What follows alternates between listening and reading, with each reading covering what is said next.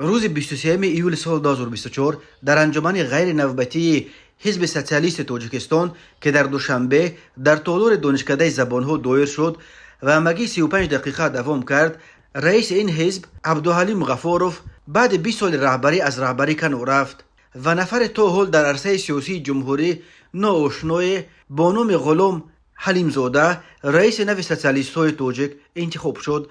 حلیم زاده که تا کنون رهبر سازمان ولایتی حزب سوسیالیستی را در ولایت سوغد به عهده داشته است، رئیس اینک چهارم این حزب شد. در انجمن مسئله عوض کردن رئیس حزب را معاون اول رئیس آن معروف جان یوسفوف در میان گذاشت و با اشاره به اینکه سن عبدالحلیم غفاروف از 73 گذشت و سلامتیش نیز خوب نیست، خبر داد که گویا خود غفاروف از ریاست کمیته مرکزی حزب سوسیالیست تاجیکستان خواهش نمودند که با همین نظر داشت او را آزاد نموده به جای او یگان نفر جوانتر با مسئول راستقول و وطن دوست را انتخاب نماییم. این در حال است که امگی 3 روز قبل خود عبدالحلیم غفاروف سر و صداها درباره برکناریش از مقام را رد کرد. می گفت که در انجمن دیگر باره نامزدیش را برای رئیس حزب پیشبری خواهد کرد. در هر صورت در انجمن 3 نامزد برای رئیسی حزب پیشبری شد.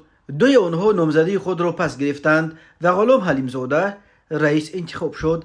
درباره سابقه سیاسی غلام حلیم زاده یگان معلومات دیگری بجز از رئیس سازمان سوغدی حزب سوسیالیست بوده است وجود ندارد. او در پی انتخاب شدنش وعده داد که برای به قله‌های نو رساندن حزب تلاش خواهد کرد. در انجمن روز 23 ایول معروف جان یوسفوف مقام معاون اول رئیس حزب را پیش خود حفظ کرد و سعادت اشورو و مرتضی احمدوف نیز دیگر باره معاونان رئیس حزب سوسیالیست را حفظ کردند. در ماه‌های اخیر در تاجیکستان روند تبدیل رئیسان حزب‌های سیاسی و به جای رئیسان سالخورده آوردن رهبران نو جوانتر به نظر می رسد.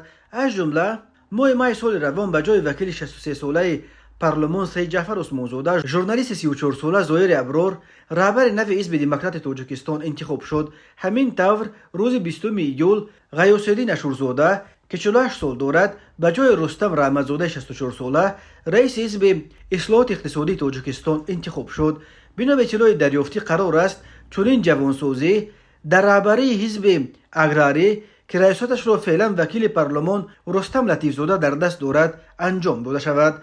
برخی ناظران چنین جوانسازی را به انتقال احتمالی قدرت از پرزیدنت کنونی امامعلی رحمان به پسر 36 سالش رستم امامعلی ربط می‌دهند و میگویند مقامات نمیخواهند که در انتخابات پیش از مهلت پرزیدنتی در برابر رستم امامعلی از احزاب دیگر یگان رهبر صلح‌خورده پیشبری شود. منتقدان اکثر حزب‌های در تاجیکستان رسما ثبت نام شده را حزب‌های طرفدار حزب حاکم مینامند و برای اینند که آنها در معرکه‌های سیاسی که در جمهوری برپا کرده میشوند از جمله در انتخابات ها تنها نقش مسافکر را اجرا میکنند تا که معرکه ها را پر رقابت و دموکراتی نمایش دهند. اما در اصل میگویند منتقدان فایزهایی که این حزب‌ها در انتخابات ها به دست میآورند ساخته بوده مقامات خود حل میکنند که بین آن حزب چند فایز و یا چند کرسی وکیلی توفه کنند یا نکنند.